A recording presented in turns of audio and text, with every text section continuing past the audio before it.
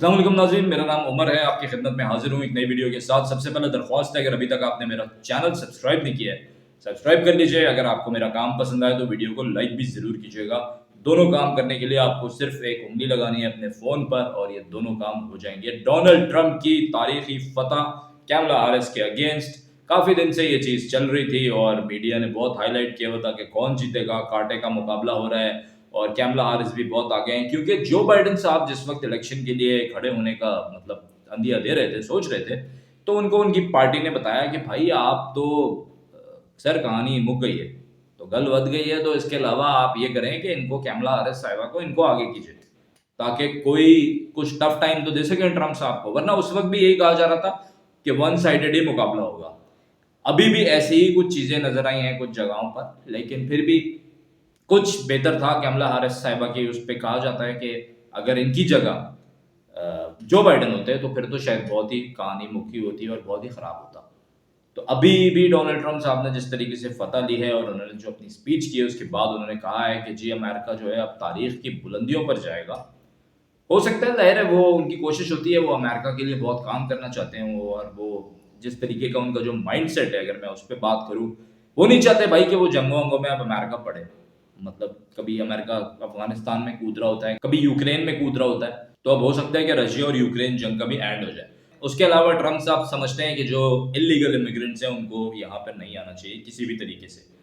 मेरा ख्याल में सही है, एक सोच है। मैक्सिको की भी उन्होंने बताया कि जी यहाँ से बहुत इलीगल इमिग्रेंट्स आते हैं, तो वो चाहते हैं इस तरीके की चीज़ें जो इलीगल इमिग्रेंट्स वाली हैं वो बिल्कुल बंद कर दी जाए, और जो अमेरिका के अंदर भी हैं वो भी अगर हाथ चढ़ गए तो उनको भी डिपोर्ट। दूसरी तरफ चाइना चाइना को वो बड़ा थ्रेट समझते हैं और वो चाहते हैं कि जो चाइनीज प्रोडक्ट्स और गुड्स आती हैं और वो अमेरिकन मार्केट में बिक बिक के पैसा कमाती हैं, तो अमेरिका को लोकल इंडस्ट्रीज को प्रमोट करना चाहिए instead of like buying from China.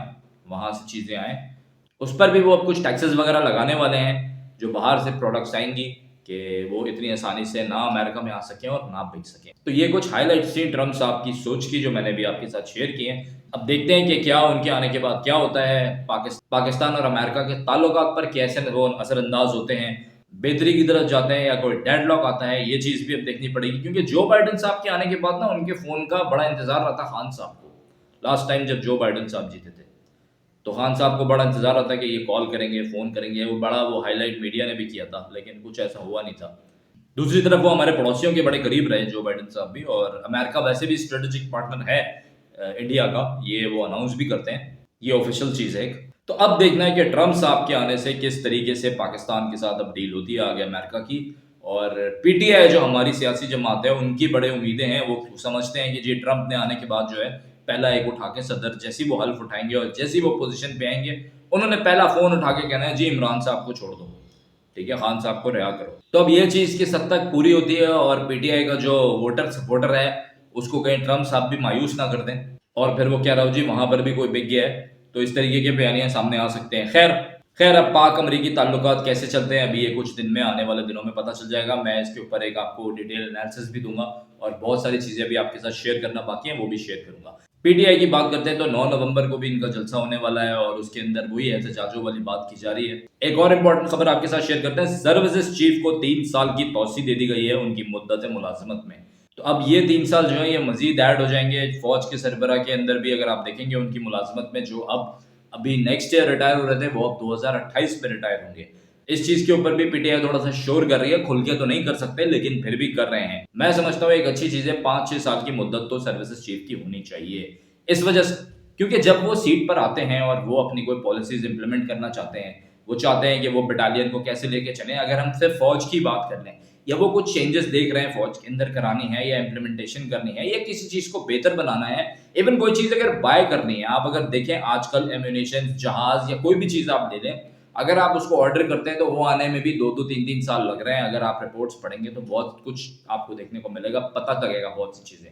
ये जो हम 2-3 साल के अंदर रिटायर करा देते हैं उसके बाद जो उनके, तो इस दौरान बहुत सी ऐसी चीजें होती हैं जो वो मजीद इंप्लीमेंट करना चाह रहे होते हैं, बेहतरी की तरफ ले जाना चाह रहे होते हैं।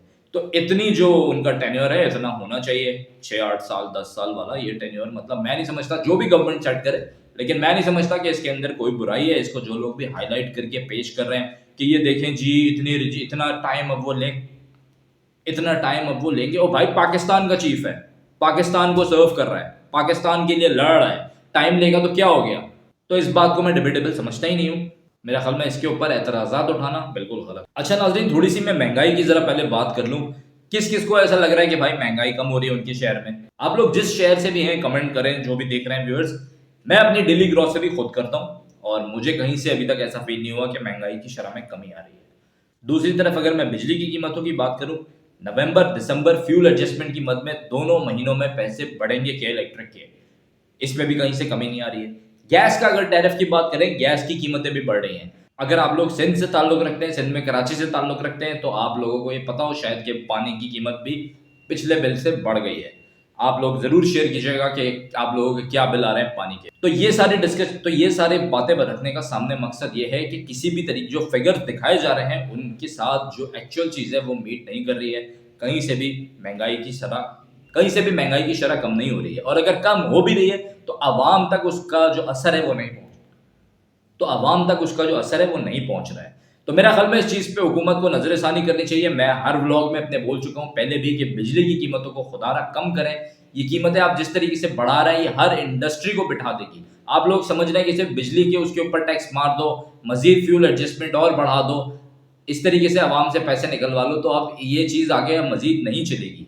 अभी तक नहीं समझ आया कि वो IPPs के साथ मुआहदे खत्म हो रहे थे, वो क्या हुआ, उनका क्या बना, और वो रिलीफ आवाम तक कब पहुंचेगा। तो मैं समझता हूं कि हुकूमत को इसके ऊपर जल्द से जल्द कोई कदम उठाना चाहिए और इन चीजों को और बिजली की कीमतों को नीचे लाना चाहिए। अब मैं बात कर लेता हूँ थोड़ा हेल्थ इश्यूज पर। पोलियो जो कि बहुत ज्यादा सर उठा रहा है, हम अपनी हर वीडियो में बोलते हैं, तो प्लीज जो पोलियो कैंपेन जो रही है उसके अंदर अपने बच्चों को कतरे लाजमी पिलाइए। किसी भी हिसाब से कतरे पिलाना गलत नहीं है, आप लाजमी अपने बच्चों को पोलियो के कतरे पिलाइए। अच्छा, उसी के साथ साथ अगर मैं स्मॉग की बात करूं तो पंजाब के अंदर जो इस वक्त स्मॉग है उसने भाल लोगों का बुरा कर रखा है, और इसी वजह से स्कूलों में भी छुट्टियां दे दी गई हैं। जो भी मेरे व्यूअर्स हैं, जो लोग पंजाब से देख रहे हैं, वो लाजमी मास्क पहने और अपनी हेल्थ का खास ख्याल रखें।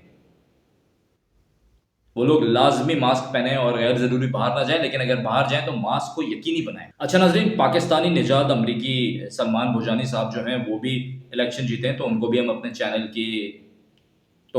चैनल की तरफ से मुबारकबाद देते हैं। तो नाजरीन, ये थी अब तक की कुछ इंपॉर्टेंट अपडेट्स। उम्मीद करता हूँ आपको मेरा ब्लॉग पसंद आया होगा। अगर पसंद आया तो लाइक कीजिए, शेयर कीजिए, चैनल को सब्सक्राइब कीजिए, और वो तमाम लोग जिन्होंने हमारे जो मेरे शॉर्ट्स थे उनको पसंद किया है, उनको मैं बहुत उनका शुक्रगुजार हूँ। इसी तरीके से आप लोग अगर वीडियो के ऊपर भी अच्छा रिस्पॉन्स देंगे तो ये भी हमें बहुत अच्छा लगेगा। 5000 सब्सक्राइबर कंप्लीट कराने वाला जो टारगेट है उसके अंदर आपकी पूरी मदद चाहिए, वो कंप्लीट कराने में हमारी हेल्प कीजिए। अल्लाह पाकिस्तान का हामी और नासिर रहे।